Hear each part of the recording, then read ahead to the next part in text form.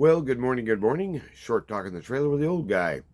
I got up this morning and I thought, well, I was so tired yesterday. I just couldn't hardly believe it. I did really sleep good, and I thank God for that. Boy, I feel a lot better today, but I just couldn't believe how wore down I was. At any rate, never mind that. That's old guy talk. What did you expect? He's an old guy. Uh, Short talk in the trailer with me, Mike.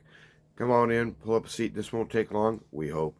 It's about 6:45. I can get out here in 45 minutes or something like that.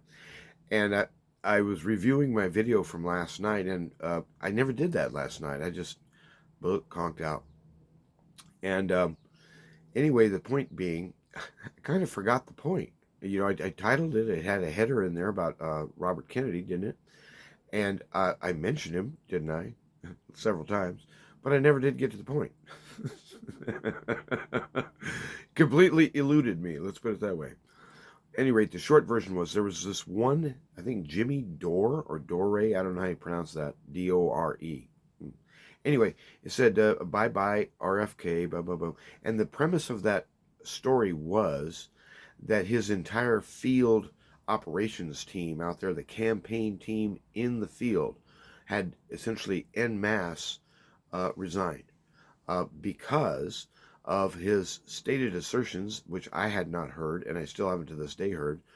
Um, Whether he said this or not, I don't know. Whether they all quit or not, I don't know. Because I could only find one source for this so-called information, that they'd all quit on him. Why? Why? What did he do?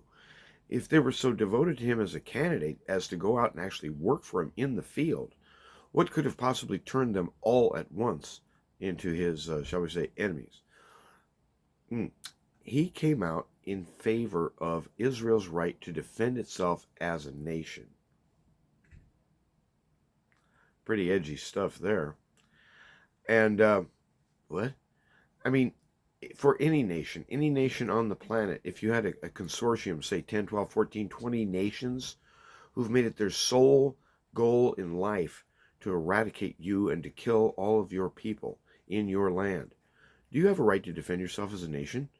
Last time I checked, I think it's okay. Uh, and so, see, there's something squishy about this story. So, right there, I'm not even sure that's a real story, and that's why I was, I guess, hesitant. So hesitant, in fact, that I never even started. I was hesitant to bring it up because I can't find any. I thought, well, if this was real news, if this actually happened, the liberal media would be eating this stuff up. They'd be trumpeting it from every corner because they can't stand Robert Kennedy. He's a man with integrity. He's a man who will not deal with your double talk and your smoke screens.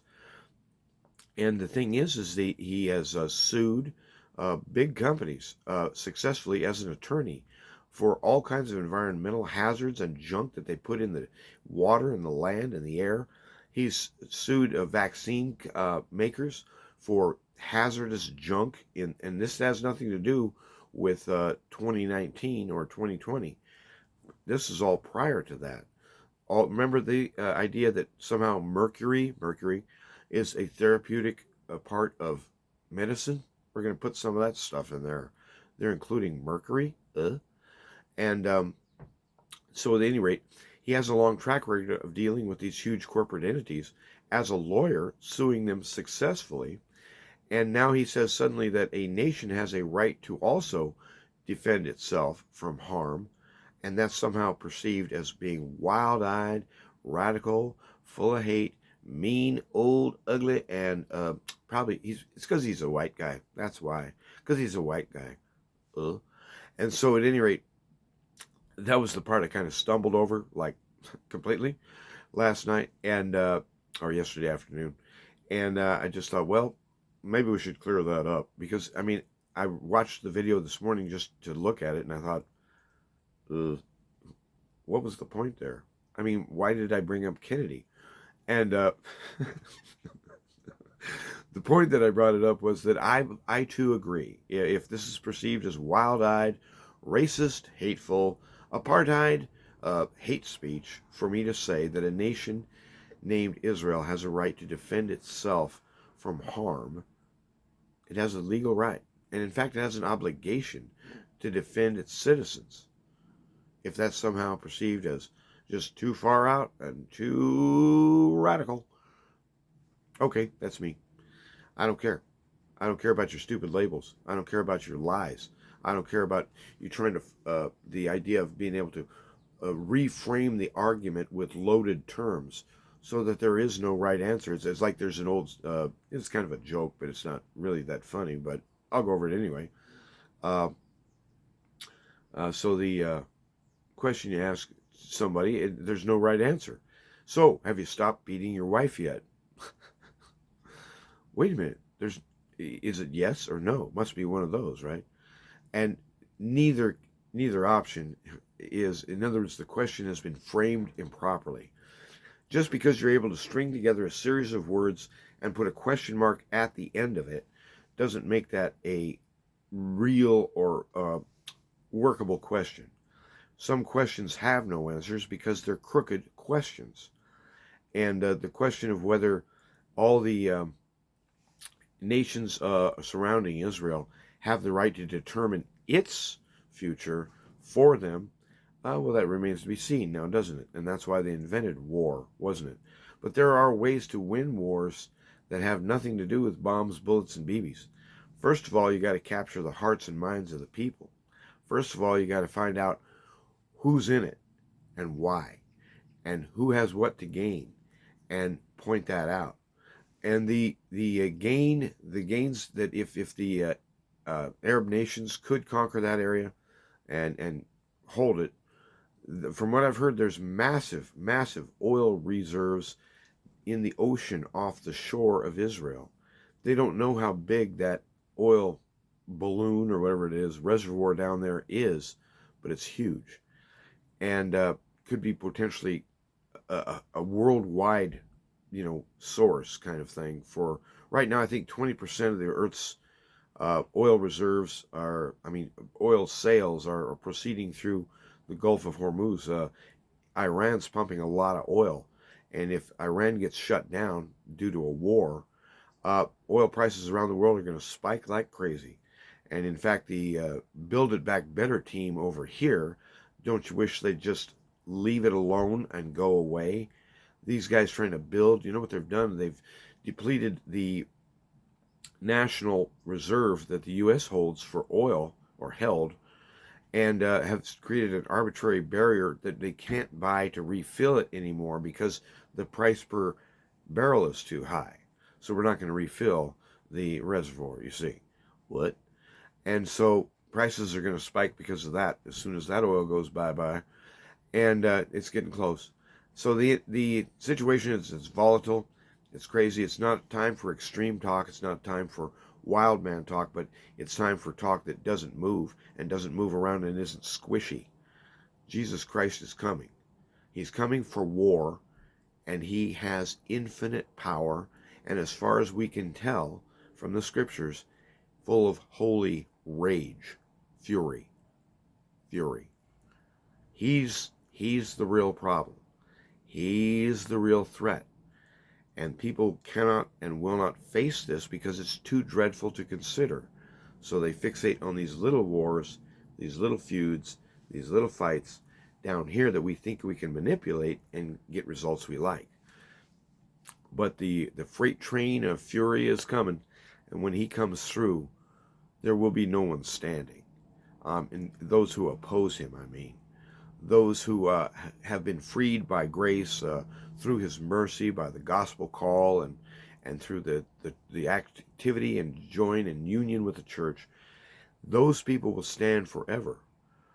We are opening a new page today. Today's envelope says, here's what we're going to do. Boom, boom, boom, read it out. How many more envelopes are we going to have to open? How many more days will we live? There's no end to them. There's no end to it. So we're so used to the idea of a beginning, a middle, and an end. That's a story. Beginning, middle, and end. But this new story that he's involved us in only has a beginning and a middle. And we're in the middle right now. Tomorrow will be another middle and another middle. There's no end to tomorrows. There's no end to life in him. It's forever. He's the one making all the difference. He's the one with the power. He's the one who has spoken this entire thing into being for the purpose that his glory would be exalted in the earth and that life would flourish and his creatures would be blessed. And he's going to make it happen. Robert Kennedy, if you're for the idea of Israel defending itself, I guess I could be part of your field team, but it's only going to be a part-time gig. And by the way, how much does this pay? Can you imagine doing that? Call up Robert Kennedy. Hey, Bob. Hey, I heard your team quit. Look, I can fill in part-time for him. Really? No. But down here in my corner of the block, I guess I could stick up a sign or something. Politics. You gotta love them and you gotta hate them. It's like a zoo. Except sometimes, the zoo has tigers that bite and bears that'll eat you. And gotta watch out. So politics can easily be dirty business. And it's the King Almighty who cleans things. When he came through town, see, in the old days, if you're dealing with a leper, you can't touch that cat because you'll get it. You'll get it was very contagious, or I think they believed it was, and I think it is. So they had to keep distance, keep away. And the guy had to come into town, if he was coming in at all, and stay away from everybody and yell, unclean, unclean, about himself, I mean. And so everyone would know to stay away. Don't get near that cat. Well, if you touched him, you became defiled. You had to go be ritually cleansed, and the priest had to inspect you to prove that you're really okay. With Jesus, it's just the other way around. When he reached out and touched the lepers, they became cleansed. Their bodies responded. Their hearts all of a sudden leapt within them, and they knew they'd been worked on deep and changed forever, changed back so that they could be a regular human being again and sit down and eat dinner with people and stuff. And they could live in town. And it was all based upon his touch. He touches people. He speaks to them. And with a word, they are healed. And in fact, in some cases, I don't know what kind of results they were getting, but people were reporting that even if his shadow were, as he was walking by, even if his shadow were to fall upon them, they would be healed. Well, that could be. I wasn't there. But at any rate, the reports are in. We are the testimony. We are the evidence that he takes soiled, rotten old apples and makes it into a wonderful apple pie, just like Mom made. That's why they invented Mom, to give you good memories like that for apple pie and stuff. And she held you in her arms when you were just a little baby, and she gave birth to you. So you got to admire your mom, and you got to respect her too. But don't forget, it's the Father Almighty, who comes into our lives and changes things for the better, to renew, to start over. We're going to open today's envelope and do today's stuff. Tomorrow's stuff takes care of itself. Yesterday's in the rear view, but there's no end to tomorrow, so don't get wore out. We're in this for the long haul, baby. Forever. You have a good day.